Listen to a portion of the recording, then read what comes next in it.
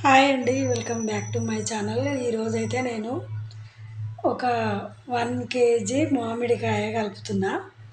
అది మీతోనే షేర్ చేసుకుంటా. చూడండి, ఇవైతే మామిడికాయ ముక్కలు కట్ చేసుకొని క్లీన్ చేసి తుడిచిపెట్టుకున్నా. అండ్ ఇదైతే ఇదైతే ఆవాలు, జీలకర్ర, మెంతులు వేసి కలుపుకున్నా. దీనిలోనైతే అన్నిటినీ నేనైతే ఇప్పుడు కలుపుతున్నా. చూడండి, ముందుగా అయితే మామిడికాయ ముక్కలు వేద్దాము.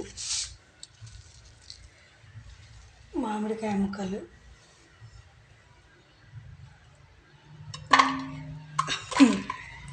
ఎందుకంటే మనం పెట్టినప్పుడు ఖరాబ్ కాకుండా మంచిగా ఉండాలన్నమాట.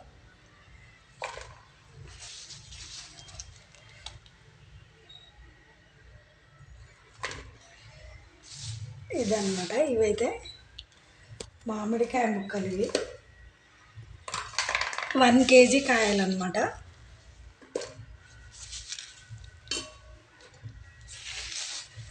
వామ్మో, ఎండాకాలం కదా, అసలు కిచెన్లో ఒక సెకండ్ ఉండలేకపోతున్నాం, అంత వేడి ఉంది, ఉమ్మరిస్తుంది. మామిడికాయ ముక్కలు అయితే వేసేసుకున్నాను. చూపిస్తూ ఉండండి. మామిడికాయ ముక్కలు నెక్స్ట్ జీలకర్ర, ఆవాలు, మెంతులు వేసి వేడి చేసుకొని మిక్సీ పట్టుకున్నా. ఇది వేస్తున్నా.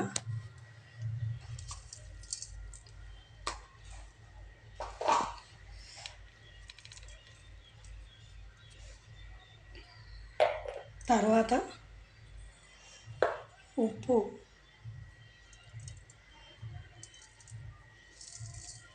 సరిపోకపోతే మళ్ళీ తర్వాత కూడా యాడ్ చేసుకోవచ్చు.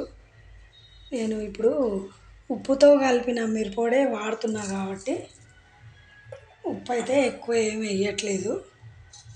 తర్వాత కారం పొడి,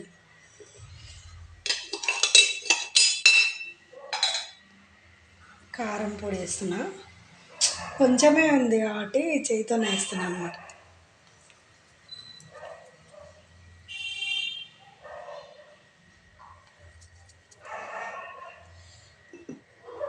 చూసారా, ఇవి ఫస్ట్ ఇలా కలుపుకొని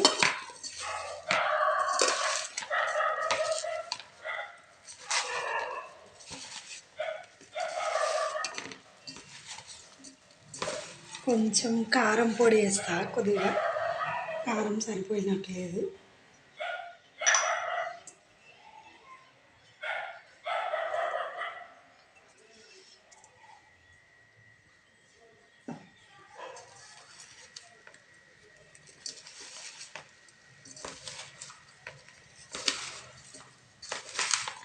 బాగా కలుపుకొని చూడండి ఎలా అయిందో.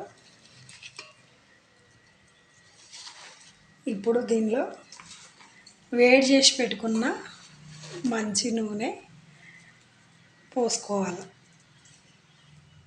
అంబ ఘాటు వస్తుంది కారం. ఆయిల్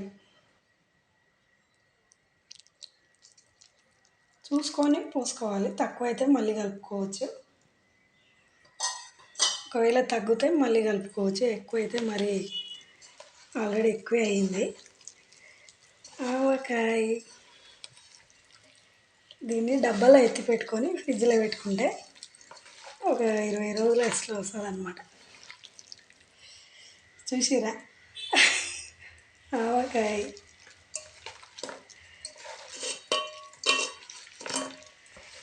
నూనె వేడి చేసి చల్లార్చుకొని పోసుకోవాలి. స్మెల్ అదిరిపోయి వస్తుంది, వాసన. దీంట్లకు వాసనకు రీజన్ ఏంటంటే జీలకర్ర, ఆవాలు, మెంతాలు, ఈ మూడే కమ్మటి వాసన రానికి రీజను ఆ మూడే అన్నమాట. స్మెల్ కమ్మ వస్తుంది. ఆవకాయ చూసిరా ఎంత బాగా